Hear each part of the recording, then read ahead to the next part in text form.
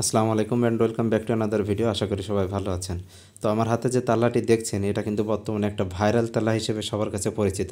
বাইকের সেফটির দিক থেকে যদি চিন্তা করি তাহলে এই তালাটির উপরে একটু ভরসা করা যায়, তবে ভরসা করা গেলেও এটা ক্যারি করাটা অনেক কঠিন একটা কাজ, কারণ এই তালাটি আপনি বাইকের যেখানে লাগিয়ে রাখেন না কেন সেখান থেকে আপনার বাইকের রং উঠে যাবে। অনেকে আছেন যাদের বাইকের অনেক বয়স হয়ে গেছে বা 50-60 হাজার কিলোমিটার, এমনকি 70-80 হাজার কিলোমিটার চলেছে, সে বাইকের রং নিয়ে তাদের বিন্দুমাত্র কোনো চিন্তা ভাবনা নেই।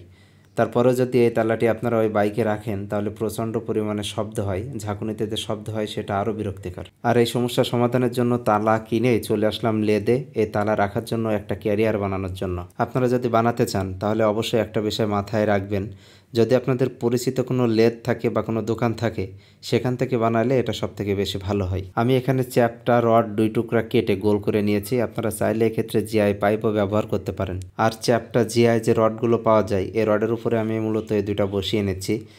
এক্ষেত্রে একটা সুবিধা হচ্ছে, যদি আপনি এই চ্যাপটা জিআইয়ের উপরে বসান তাহলে এটা একটু কালার করতে সুবিধা হয়। আর যদি জিআই পাইপ দিতে চান তাহলে সেক্ষেত্রে অবশ্যই জিআই পাইপ কেনার আগে আপনারা এই তালাটি সাথে করে নিয়ে যাবেন।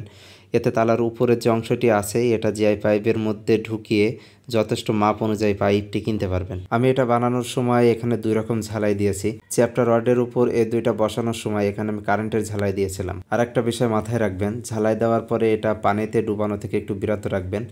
যথাসম্ভব এটা ঝালাই দেওয়ার পরে রেখে দিয়ে একটু ঠান্ডা করার চেষ্টা করবেন, তার কারণ এটি ঝালাই দেওয়ার পরে যদি পানিতে চুবানো হয় তাহলে কিন্তু এটা একটু কড়া হয়ে যায়, যে কারণে অতিরিক্ত ঝাঁকা লাগলে তালাটা কিন্তু খুলে পড়ে যেতে পারে। মানে ঝালাই ছিঁড়ে দেওয়ার সম্ভাবনা থাকে 90%। আর ঝালাই দেওয়ার পর সবসময় চেষ্টা করবেন লেদ থেকেই গ্রাইন্ডিং মেশিনের মাধ্যমে যেন এটি পালিশ করে নেওয়া যায়। গ্রাইন্ডিং মেশিনের সাহায্যে এটি পালিশ করলে আপনি যখন রং করবেন তখন রংটা একটু তাড়াতাড়ি শুকিয়ে যাবে। তবে আপনি চাইলে শিরিষ কাগজও ব্যবহার করতে পারেন। আর এই পালিশের ফিনিশিংটা ভালো না হলে তালাটা যেহেতু বারবার খোলাটা করা লাগবে, সেহেতু আপনি বারবার তালা খোলাটা করতে গেলে আপনার হাত কেটে দেওয়ার সম্ভাবনা থাকে। আমার বাইকটি হচ্ছে এফজেডএস ভার্সন 3। তো এক্ষেত্রে আমি এটা সারি কাঠের সাথে লাগিয়ে নিচ্ছি। তবে যাদের সুজুকি রয়েছে তারা আপনারা চাইলে মাঝখানে একটা ছিদ্র করে নাট সিস্টেম করে নিতে পারেন। তো আমার বাইকে এখানে আসলে নাট না থাকায় আমি এটাকে ঝালাই করে নিচ্ছি। আর ঝালাই যদি আপনারা করতে চান সারি কাঠের সাথে তাহলে অবশ্যই একটা বিষয় মাথায় রাখবেন, সারি কাঠের এটা কিন্তু একটা হালকা পাইপ।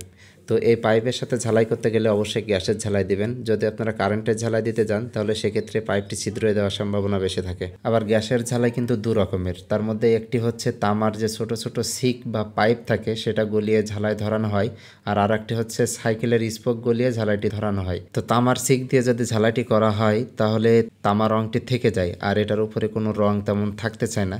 তো এক্ষেত্রে আপনারা সাইকেলের স্পোক গলিয়ে যদি ঝালাইটি করে নেন তাহলে রং করলেও ফিনিশিংটা অনেক সুন্দর হয়। তো আমার কাজ প্রায় অলমোস্ট শেষের পথে, এখন শুধুমাত্র পালিশটা করে রং করা বাকি আছে। তো আমি এটা তৈরি করার আগে সারি কাঠটি বাইক থেকে খুলে নিয়েছিলাম এবং এটা খুলে নেওয়াই কিন্তু উত্তম, কারণ গাড়িতে রেখে যদি আপনি ঝালাই দিতে চান তাহলে সেক্ষেত্রে অবশ্যই আপনার ব্যাটারি কানেকশনটি বন্ধ করতে হবে। এখন হচ্ছে রঙের কাজ চলছে। এটা মূলত গোলানো একটা রং, যেটা 2 প্রকার রং গুলিয়ে তারপরে এটা স্প্রে করা হচ্ছে।